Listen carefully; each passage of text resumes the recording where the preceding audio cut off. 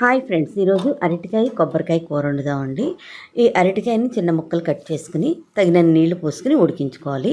ఈ విధంగా ఉడికిన తర్వాత ఒక మూకుడు తీసుకుని అందులో ఆయిల్ వేసుకుని ముందు ఆవాలు చిటపటలాడించాలండి. తర్వాత పచ్చిశనగపప్పు, మినప్పప్పు వేసి వేగనివ్వాలి. తర్వాత కొద్దిగా జీలకర్ర కూడా వేసి వేగనివ్వాలండి.